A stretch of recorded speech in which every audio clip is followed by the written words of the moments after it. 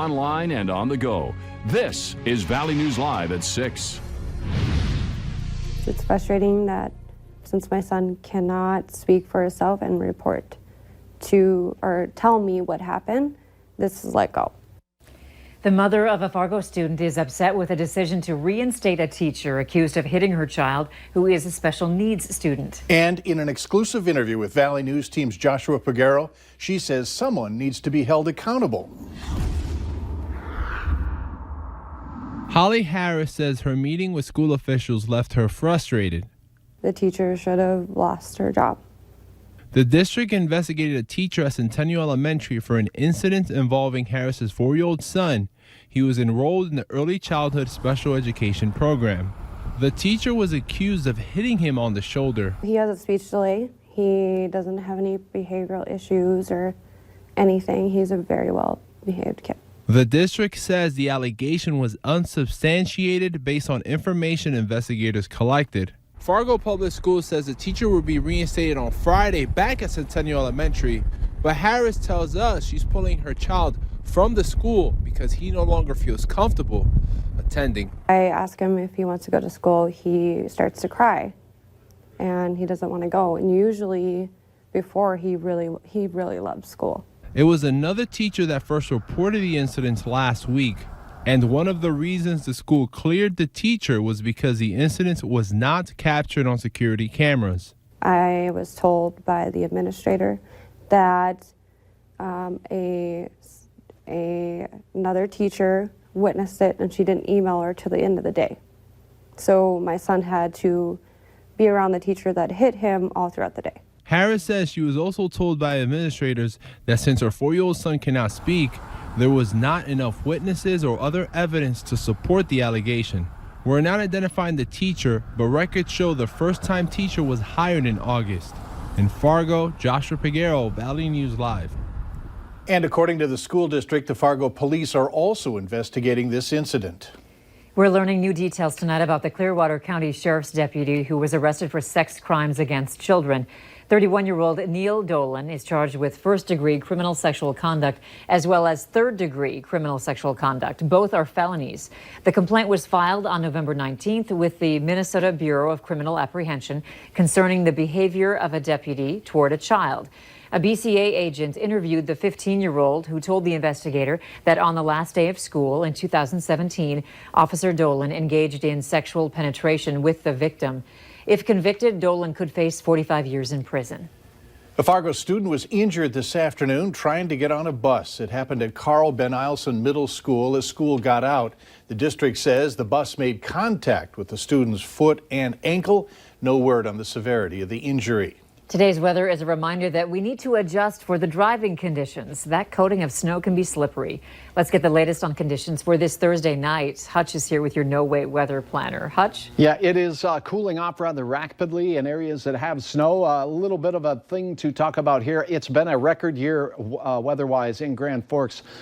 Today, actually yesterday, with the precipitation in Grand Forks, a new record for annual precipitation sits at 31.47 inches and will continue to top this record as we go through the close of the year, a month and a half still to allow for more precipitation to fall. Here's a look at the cloud cover starting to clear to the west, but out to the east, pesky clouds continue. And we've had flurries on and off throughout the day here in the FM area. And when we tune in the radar a little bit finer, we can see some of those across the region. Temperatures have cooled off into the single digits in the northern tier where there is deeper snow, and it's going to be a chilly night. Wind chilly as well with a little bit of wind. Here's a look at Fargo. We'll see temperatures slipping into the teens, winds becoming a little southwesterly, nothing too strong. Temperatures up north though. I think anywhere that has more than about 3 inches of snow on the ground, we'll see temperatures fall close to 5 or 0 before we start seeing an improvement in temperatures. And we'll talk about how warm we get here in just a few moments. All right, thanks, Hutch. One man is in jail in connection with an armed robbery at a South Fargo Herberts and Gerberts last night. 32-year-old Justin Borseth was arrested less than an hour after employees provided officers with a description.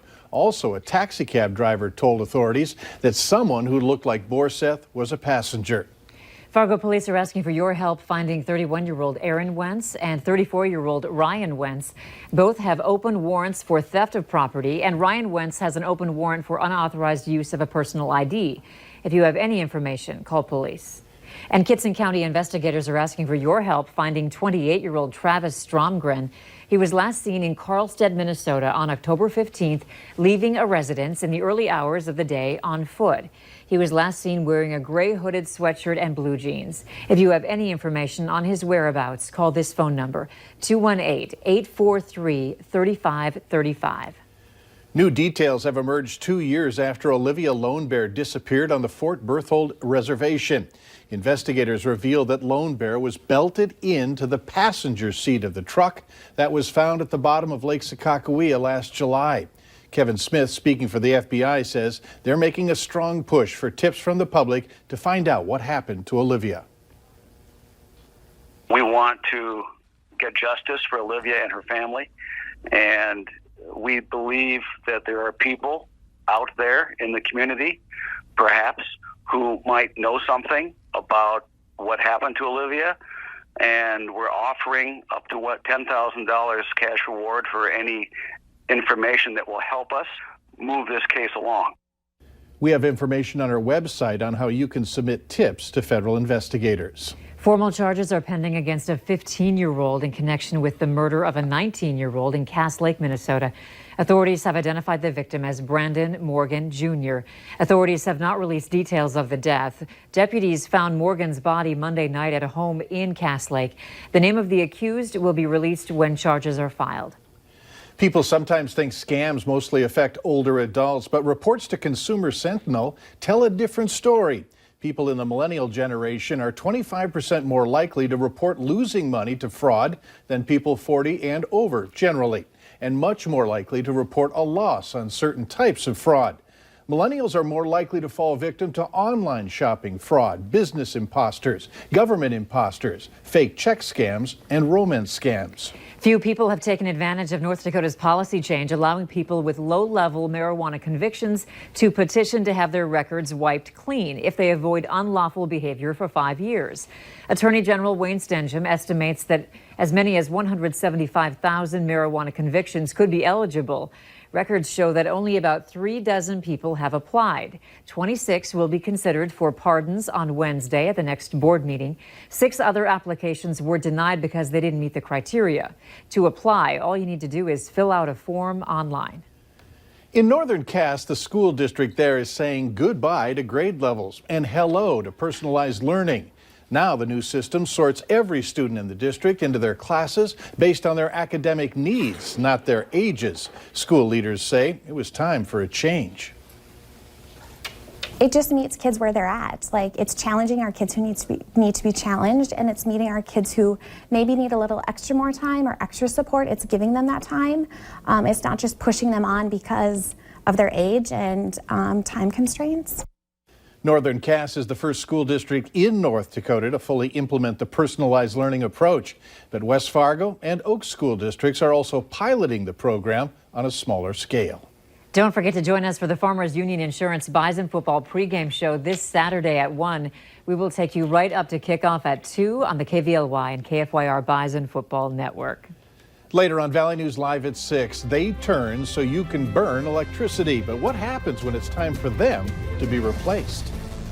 And snowfall totals from across the region. Grand Forks picking up 2 inches, but it was a little heavier north of Highway 2 and definitely heavier in the Michigan area with around 7 to 8 inches reported for some. War Road picked up 5 inches of snow. A warming trend coming. I'll tell you all about it.